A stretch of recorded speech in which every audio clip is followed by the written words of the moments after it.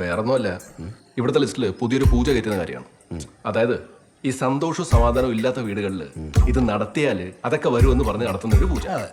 അല്ല, ഈ പൂജ എന്ന് പറയുമ്പോൾ അങ്ങോട്ട് മനസ്സിലായില്ല. എടാ, ഈ ബെഞ്ചിരിപ്പ് കേട്ടിട്ടില്ലേ? അതിന്റെ നമ്മുടെ വർഷം അവിടെ അച്ഛൻ നടത്തുന്നു, ഇവിടെ വെളിച്ചപ്പാട് നടത്തുന്നു. ഗ്രഹപൂജ എന്ന് പേര് വിടാം. തരക്കേട്ടില്ലാത്തൊരു പരിപാടി അത്. ഒരു വീട്ടിൽ നിന്ന് 10 വെച്ച് പിടിക്കാൻ പറ്റി കഴിഞ്ഞാൽ കാര്യങ്ങളൊക്കെ സ്മൂത്ത് ആയി പോക്കോളും. ആൾക്കാരെ തുടങ്ങിയാൽ മതി. അങ്ങനെയാണെങ്കിലേ നമുക്ക് തെക്കേമുറിയിലെ കൃഷ്ണകുമാറിന്റെ വീട്ടിൽ തുടങ്ങാം. അവിടെ ചെറിയ പോവച്ചിലൊക്കെ ഉണ്ട്. ഞാനിപ്പോ അവിടെ ആയിരുന്നേ. അടിപൊളി. എന്നാ പിന്നെ അവിടെ ഒന്ന് വിട്ടു നോക്ക്. നാളെ തന്നെ തുടങ്ങാലോ. എനിക്കൊരു അഭിപ്രായമുള്ളത്, കൃഷ്ണകുമാറിന്റെ വീട്ടിൽ നടത്തി കഴിഞ്ഞാല് ലിസ്റ്റ് കയറ്റുന്നതിന് മുമ്പ് നമ്മുടെയൊക്കെ വീട്ടിൽ നടത്തി നന്നായിരിക്കും. കാശിട്ടുണ്ട് തന്നെ. താല്പര്യം ഉണ്ടെങ്കിൽ മറ്റംഗങ്ങൾ നടത്തിക്കോട്ടെ. അങ്ങനെ ആവുമ്പോൾ റീച്ച് കിട്ടും. റിസൾട്ട് ഉണ്ടെന്ന് തോന്നിപ്പിക്കാൻ കഴിഞ്ഞാല് പിന്നെ പരിപാടി വർക്കായി. അതുകൊള്ളാം. അല്ല, ഈ ഫണ്ട് സെറ്റ് ആയി കഴിഞ്ഞാലേ നമ്മുടെ ഫെട്ടിനുകളൊക്കെ അതൊന്നും എടുക്കാലോ അല്ലേ? നമ്മൾ മാത്രം അറിഞ്ഞാൽ മതി.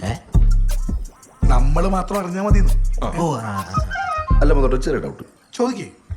നമ്മൾ ഈ പൂജ നടത്തിയ റിസൾട്ട് ഉണ്ടാവുന്ന നാട്ടുകാരെ ധരിപ്പിക്കാനാണല്ലോ കാശ് മുടക്കി നമ്മുടെ വീട്ടിൽ തന്നെ നടത്തണമെന്ന് പറയുന്നത്. അതെ. പക്ഷെ ഇതിനെ കൊണ്ട് റിസൾട്ട് ഇല്ലാന്ന് നമുക്കറിയാലോ. പിന്നെ നമ്മൾ വെറുതെ കാശുള്ളത് എന്തിനാ? എനിക്ക് ലോജിക്ക് കറക്റ്റായിട്ട് മനസ്സിലാവണോ? സുഭാഷേ, ഇതൊക്കെ ചോദിച്ചു നോക്കാൻ നമ്മുടെ ഇടയിൽ തന്നെ ആളുണ്ട്. നമ്മൾ സ്ട്രേറ്റ് ആണെന്ന് അവർക്ക് തോന്നുന്നു. മനസ്സിലായി? 10 പോണത് നോക്കണ്ട. നേരത്തെ പറഞ്ഞ എഫറിന്റെ കൂലി ഉണ്ടല്ലോ, അത് കിട്ടുമ്പോ ഈ 10-നേക്കാൾ കൂടുതൽ കൈ വരും. സുഭാഷേ, ഒന്നും കാണാണ്ട് നമ്മളിതൊക്കെ ചെയ്യുന്നത് എനിക്ക് തോന്നുന്നുണ്ടോ? എന്നാ പിന്നെ ഇതൊക്കെ കൈയടിച്ച് പാസ്സാക്കിയാലോ? അത്രേ ഉള്ളൂ.